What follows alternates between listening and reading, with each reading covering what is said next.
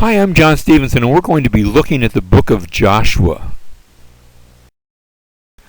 Now, in our English Old Testament, we have the Pentateuch, that's Genesis through Deuteronomy, and then we call the historical books. Joshua starts that off. Just to finish up, you've got the poets and also the prophetical books. Notice the way we normally think of Joshua, it's one of the historical books. But if we look at this from the point of view of the way the Jewish people organize the Old Testament, or what they call the Tanakh, it's a little bit different.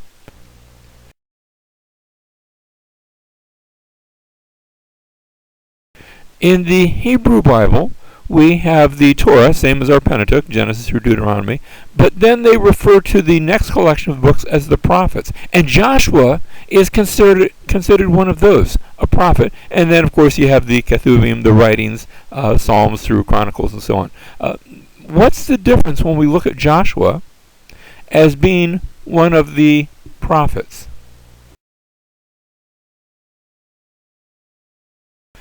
You see, when we look at Joshua as a historical book, it's telling Joshua's story, sort of the history of that. It talks about the conquest of the land, and then the land is divided, and that's well and good. Those things are certainly there in the book of Joshua. But if we look at this book instead as a prophetical book, then we're looking more at Joshua's message. The message that he's giving from God to the people as he plays the role of a prophet. We're seeing Joshua as a covenant witness, as God takes the covenant that he has established with his people, and he plays that out in the story of bringing them into the land. And it is for us then a call to faithfulness, a call that we might continue with that same covenant-keeping God.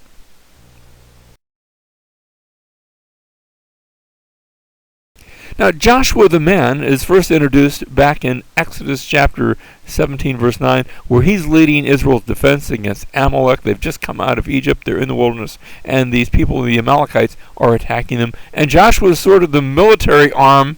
He's leading the military. Moses isn't doing that. Moses is the spiritual head. Joshua is Moses' servant, the military head. His name was originally Hoshea, but Moses, we're told, called him Jehoshua, and we just shorten it to Joshua. It's in Numbers chapter 13, verse 16. He's the servant of Moses, and he's described in Exodus 33, verse 11, as a young man. Of course, like any man, he's going to eventually get older. And so he's one of the 12 spies. He's representing the tribe of Ephraim. And remember, two of the spies, Joshua and Caleb, go in, and they come back with a good report. The others come back with an evil report, and as a result, the Israelites are going to wander for 40 years in the wilderness because they're going to believe that evil report.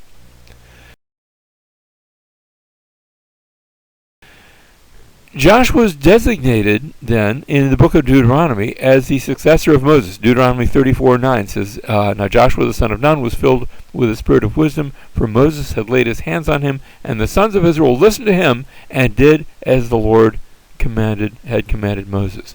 And so the reigns of succession pass on to Joshua. As the book of Joshua opens up, it begins with some items of remembrance. In chapter 1, there's a call for Joshua to be strong and courageous, and that's repeated several times. Then you have the preparations to take the land. Spies are sent out. This time only 2 were sent out. And they cross the Jordan, and then there is the covenant ceremonies of circumcision and the keeping of the Passover. Next, we have the conquest of the land. That's chapters 6 through 12. And then once the land has been conquered, you're only halfway through the book. Next, there is the distribution of the land, and a very in-depth and detailed description of the land. They didn't have maps, so you can just look at a map and see, gee, here's where Ephraim goes, here's where Simeon goes, here's where Judah goes. That's all going to have to be carefully described. And finally, we have, again, a section of remembrance where there's sort of a review of God's faithfulness, and it's a covenant call to be living in the land. So that these issues of remembrance are bookends, and even those bookends are seen. After all, the book starts the very first verse after the death of Moses, and it's going to end with 3 funerals.